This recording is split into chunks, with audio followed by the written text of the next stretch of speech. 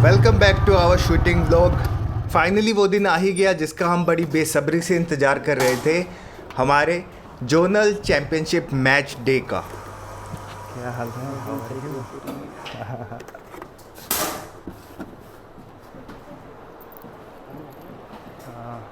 Hello Natik, how are you?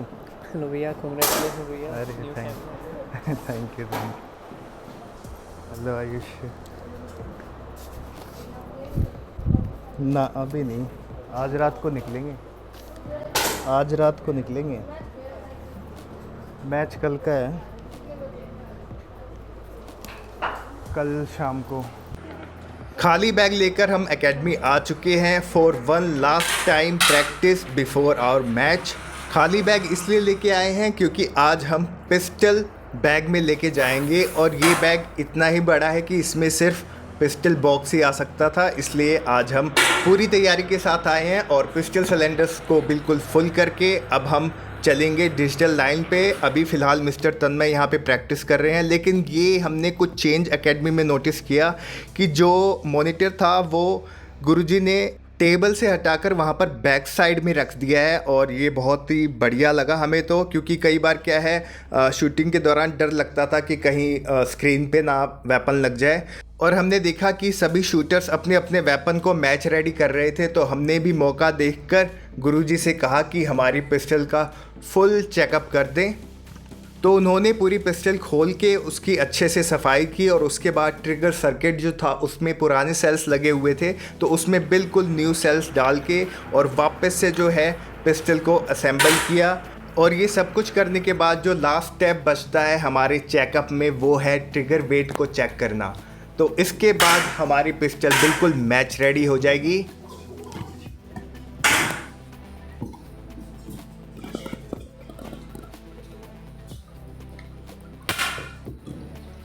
ठीक है sir.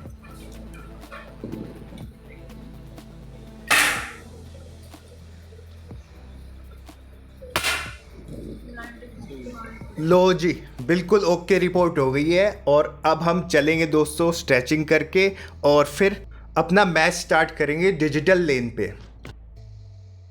तो पूरा पिस्टल सेटअप रेडी करने के बाद अब हम तैयार हैं शूटिंग के लिए। तो आज हम खड़े हुए हैं लेन नंबर 5 पे और डिजिटल बिल्कुल रेडी कर दी है।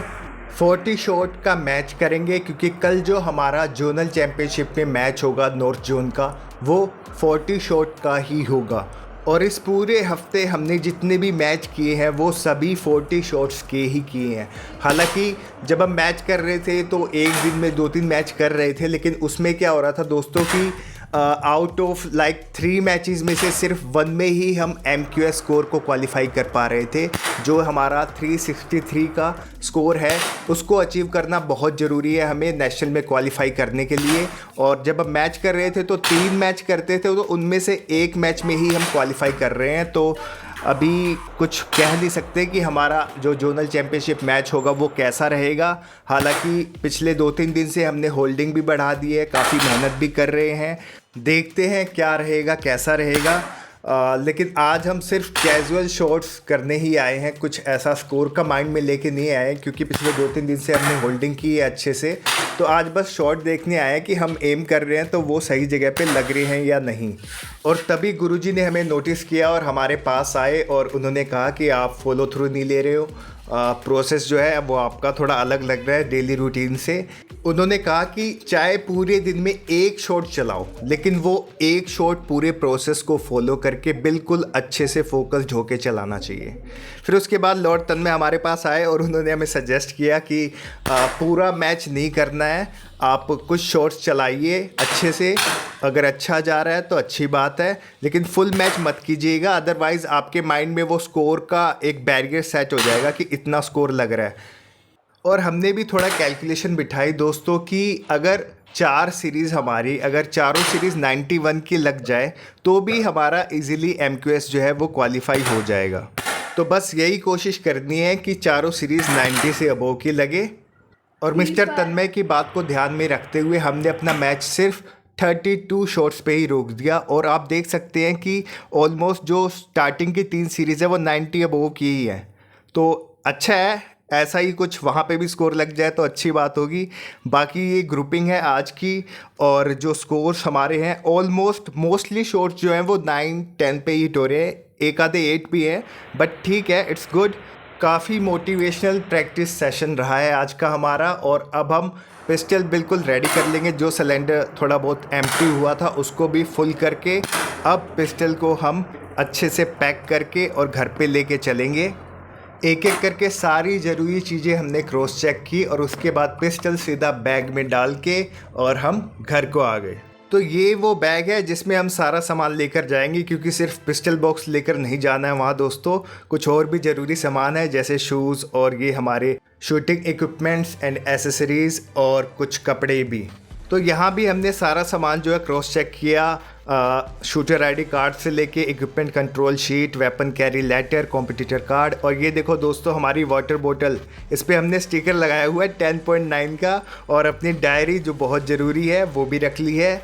मैच खेलने तो हम पहले भी जा चुके हैं, जैसे प्री स्टेट में गए थे और स्टेट चैम्पियनशिप में गए थे, लेकिन कभी वेपन घर पे नहीं लेके आए थे। इस बार वेपन घर पे लेके आए हैं और बहुत एक मज़ा आ रहा है, अलग ही फील आ रही है भाई। और ब्लाइंडर वगैरह सब कुछ चेक वेक करके बॉक्स अच्छे से रेडी कर लिया है। एक पैलेट बॉक्स वैसे इनफ है वहाँ के लिए, लेकिन फिर भी हम एक एक्स्ट्रा पैलेट बॉक्स अपने साथ लेकर जा रहे हैं, तो इसको भी हम कैरी करेंगे। और वेपन कैरी लेटर में हमने क्वांटिटी भी 2 लिखी थी पैलेट बॉक्स की, तो कोई दिक्कत भी नहीं होगी। देखते ही देखते कुछ ज़्यादा ही सामान हो गया भाई, तो अब इस सामान को अब बैग में हम शिफ्ट करेंगे।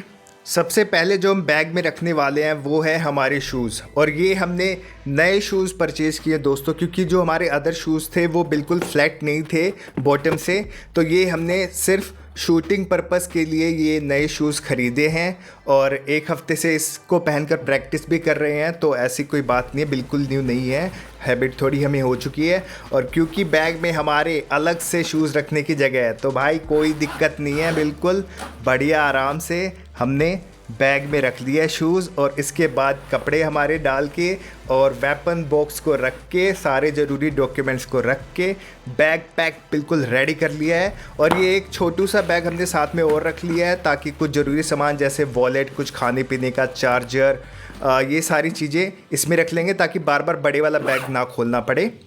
फिर हम सीधा पहुंच गए बहादुरगढ़ रेलवे स्टेशन पे, मस्त नहा धोकर खा पी कर आए हैं, तो कोई टेंशन की बात नहीं है, ट्रेन का वेट कर रहे हैं। और हमारे साथ जा रही हैं हमारी एकेडमी की मास्टर कैटेगरी की रुचि मैम, हम लोग साथ में ही जा रहे हैं दोनों लोग बाय ट्रेन। बहादुरगढ़ से हम पहुँचे दिल्ली, फिर उसके बाद वहाँ से ऑटो लेकर दिल्ली के नज़ारे लेते हुए हम पहुँच गए हजरत निजामुद्दीन रेलवे स्टेशन, जहाँ से हमारी ट्रेन थी। मैम का तो करवा चौथ का व्रत था और हम भी थोड़ा टायर्ड फील कर रहे थे, तो सीट पे जाते ही हम सो गए। और फिर सीधा हमारी आंख खुली सुबह 4 बजे, जब हमारी ट्रेन जो है हरिद्वार पहुंच चुकी थी।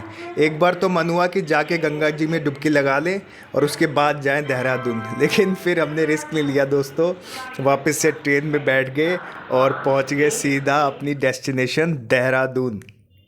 फिर यहाँ आकर बढ़िया फ्रेश होकर उसके बाद हमने दोस्तों रेलवे स्टेशन पे ही चाय पी, मस्त इलायची वाली चाय थी भाई, मज़ा आ गया चाय पी के। मैंने तो भाई 2 बार पी ली चाय। कैब बुक करके वहीं से निकल पड़े हम फिर महाराणा प्रताप स्पोर्ट्स कॉलेज की तरफ। ऑटो वाले भी 200 ले रहे थे, कैब वाला भी 200 ले रहा था, तो हमने भाई कैब ही बुक कर ली। कॉलेज में एंट्री लेते ही एकदम मस्त एनर्जेटिक फील हो रहा था, और चारों तरफ बिल्कुल हरियाली हरियाली, क्या मस्त पहाड़ों का व्यू आ रहा था और एकदम फ्रेश एयर भाई। दिल्ली वालों एक बार आओ यहाँ पे। तो कॉलेज के अंदर तो हम आ चुके थे, लेकिन अभी हमें पता नहीं था कि हमें किधर जाना है, किस तरफ है शूटिंग रेंज, तो हम थोड़ा इधर उधर देख रहे थे।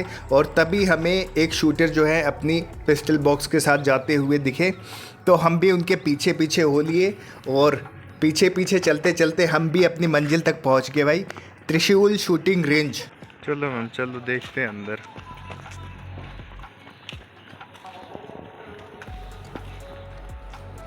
एंट्री लेते ही सबसे पहले हमें नॉर्थ जोन शूटिंग चैंपियनशिप का पोस्टर दिखा और हमारा वेलकम हुआ।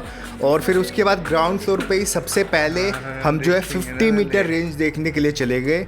और क्योंकि हमें अभी पता नहीं था कि कौन सी रेंज किस तरफ है। तो सबसे पहले यही रेंज देखी तो हम इसको ही देखने के लिए यहाँ पर आ गए। और इसके बाद जब हम यहाँ से निकले तो फिर हमने रास्ता ढूंढा, वहीं से सीढ़ियों से जा रहा था वे टू 10 मीटर।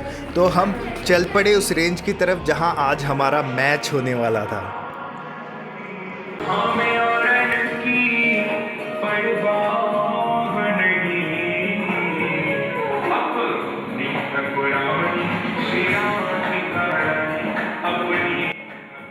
क्या मस्त गाना चल रहा था भाई, एकदम फुल एनर्जी आ गई। सुबह यहाँ पहुँचते ही हमने रेंज देखी और 60 लेन्स थी यहाँ पे। चेयर्स काफ़ी ज़्यादा कलरफुल लगी हमें तो, बाकी पूरा एकदम न्यूली सेटअप लग रहा है और भाई बिल्कुल मस्त रेंज लगी हमें तो।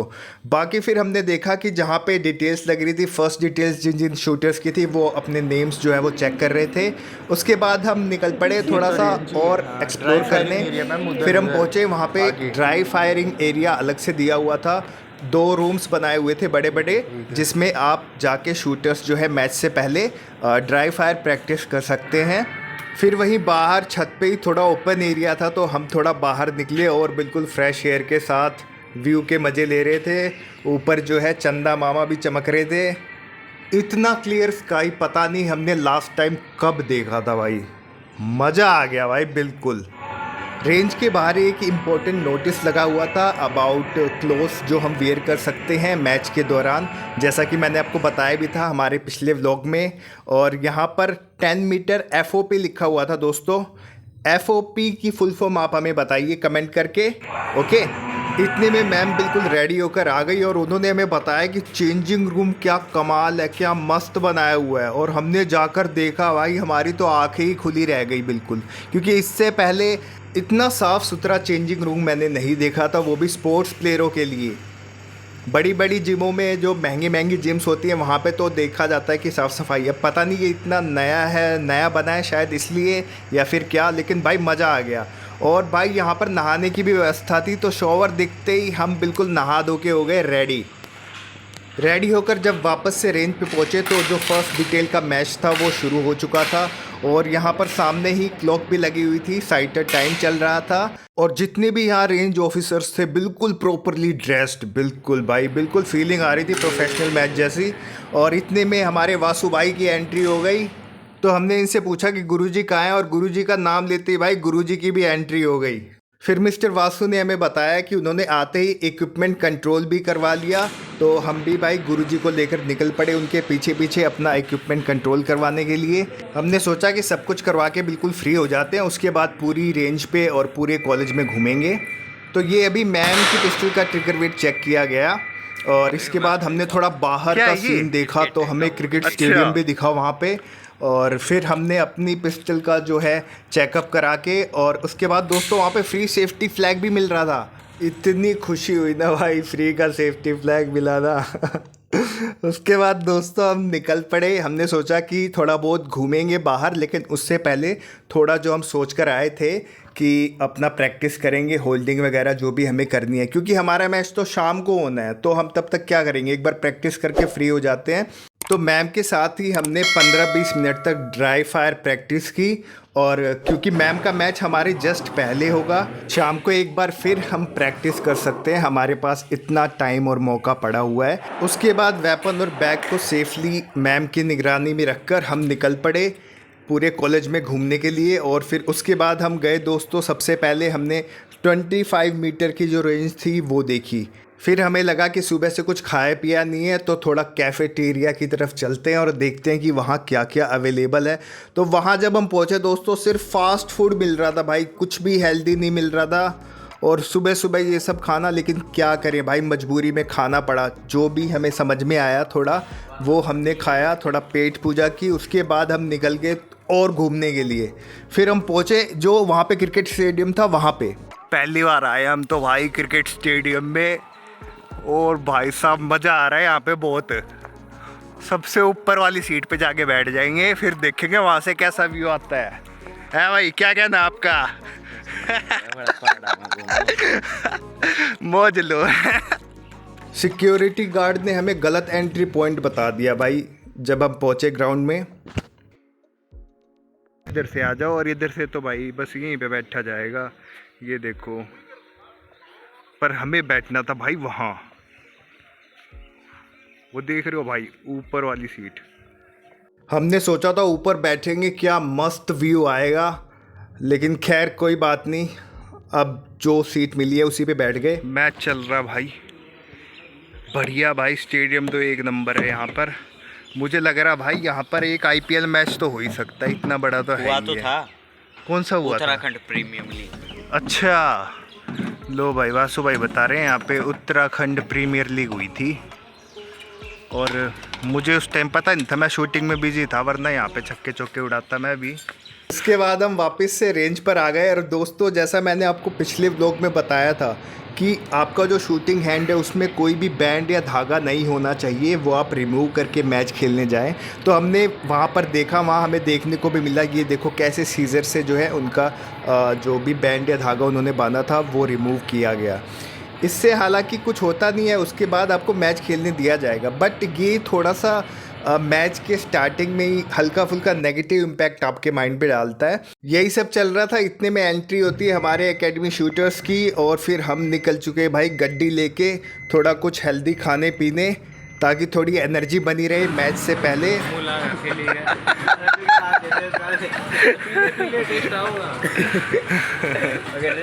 तो ये भाई बड़े वाला ग्लास बनवा दिया गुरुजी ने सबके लिए, एकदम टैंक फुल करके भाई जूस पी के वापस से आ गए हम रेंज पे। और जैसे ही वापस आए बिल्कुल बुलेट्स की आवाज़ आ रही थी बहुत तेज तेज, भाई दौड़ते हुए आए हैं यहाँ पे 50 मीटर रेंज पे, और आप आवाज़ सुनो एक बार।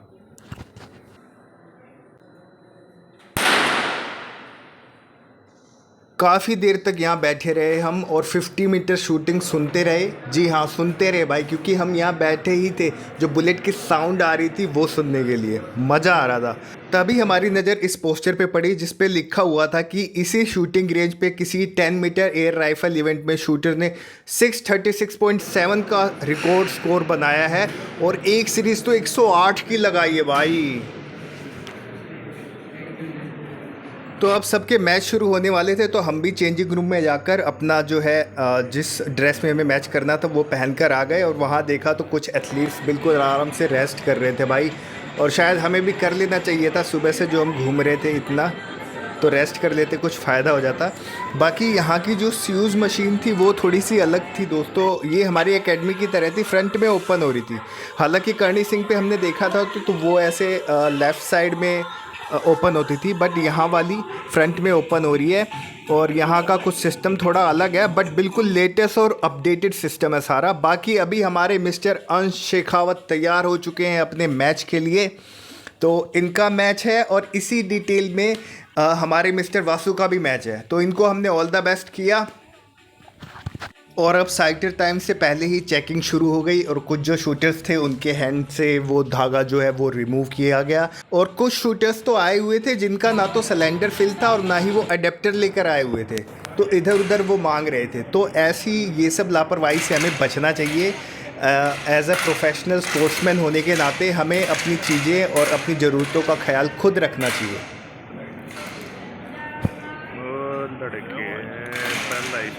मारा भाई। मिस्टर अंश ने तो अपनी शुरुआत कर दी 10 हिट करके, बाकी हम गए, हमने मिस्टर वासु का मैच देखा, और थोड़ा सा गड़बड़ हो गया। आई डोंट नो वाई, क्या रीज़न रहा इसके पीछे, लेकिन उनकी पहली सीरीज़ जो है वो काफ़ी गड़बड़ हो गई उनके हिसाब से, क्योंकि हमने उनको देखा है एकेडमी पे स्कोर मारते हुए एटलीस्ट 375 प्लस तो वो इजीली हिट करते हैं। तो यहाँ पे पहली सीरीज़ गड़बड़ होने के बाद गुरुजी ने उनको बुलाया अपने पास और समझाया, फिर जाकर रिकवर करते करते आगे की सीरीज़ में उन्होंने कमबैक किया, और स्कोर इतना इनफ हुआ कि वो क्वालिफाई कर पाए। लेकिन फिर भी वो थोड़ा डिसअपॉइंटेड लगे, क्योंकि इतना वो एक्सपेक्ट नहीं कर रहे थे। बाकी फिर लास्ट में मिस्टर अंश हमारे, इन्होंने भाई 370 स्कोर हिट किया और ईजीली क्वालिफाई कर गए फॉर द नेशनल्स।